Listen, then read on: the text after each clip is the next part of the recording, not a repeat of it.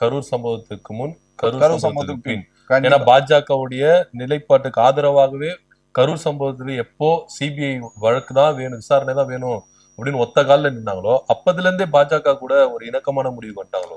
அதுல எனக்கு ஒரு சின்ன இது இருக்கு. நீங்க சொல்றீங்களா கரூர் சம்பவத்துக்கு முன், கரூர் சம்பவத்துக்கு முன். ம். கரூர் சம்பவத்துக்கு முன்னும் அவர் பிஜேபி தான் வேலை செஞ்சாரு. ம். கரூர் சம்பவத்துக்கு பின்னும் அவர் இன்னும் பிஜேபி. அதிகமா வேலை செய்யறாரு. ஆமா, இன்னும் அவர் இன்னும் அக்ரெசிவா வேலை செய்ய தான் பாக்குறோம். ஏன்னா இது நம்ம ஏதோ ஆதாரம் இல்லாம தான் பேசல. அவரோட நான் 30 ஆண்டுகள் பயணப்பட்டிருக்கேன். அந்த இயக்கத்தோட கட்சியோட நம்ம வந்திருக்கோம். இன்னும் ஒருபடி மேல சொல்லனா அவரை பொது வாழ்க்கை கூட்டு வந்தாலும் முக்கியமான ஆட்கள் நான் தான்.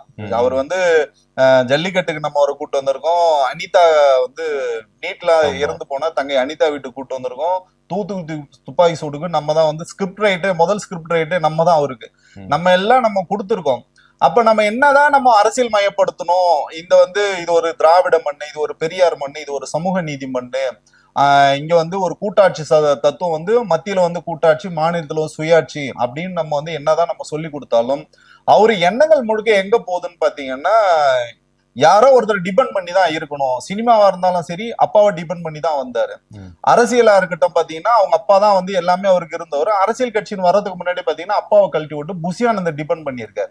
இப்ப புஷியானந்த கழட்டி விட்டு ஆதவ அர்ஜுனா டிபெண்ட் பண்ணியிருக்காரு. சோ இப்படி யாராவது ஒருத்தர் டிபெண்ட் பண்ணி அவர் இருக்கும்போது அவருக்கு ஒரு சுய சிந்தனையும் அவர் சுயமா ஒரு முடிவு எடுக்கணும் அப்படின்னு சொல்லிட்டு கிடையாது. இப்ப பாத்தீங்கன்னா அரசியலுக்கு சினிமால அவர் வளர்த்து விட்டு அவரோட மனைவி குழந்தைகள் இப்ப தேவையில்ல, அப்பா தேவையில்ல. இப்ப யார டிபெண்ட் பண்ணியிருக்காருன்னா இன்னொரு நடிகை திரிஷாவை தான் டிபெண்ட் பண்ணியிருக்காரு. அப்ப நீங்க யாராவது டிபெண்ட் பண்ணி இருக்கும் போது அப்ப உங்களுக்கு சுய சிந்தனையோ, மக்கள் மேல உங்களுக்கு ஒரு ஆர்வமோ, இந்த அரசியல் மேல ஆர்வமோ, இந்த அரசியல் நிலைப்பாட உங்களால எடுக்க முடியல. யாரோ ஒருத்தர் சொல்லுகின்ற அந்த விஷயத்துக்குள்ள விஜய் போய் மாட்டிக்கிட்டாரான்னு நமக்கு தோணுது. அப்படிதான் இவர் பாஜக வலையில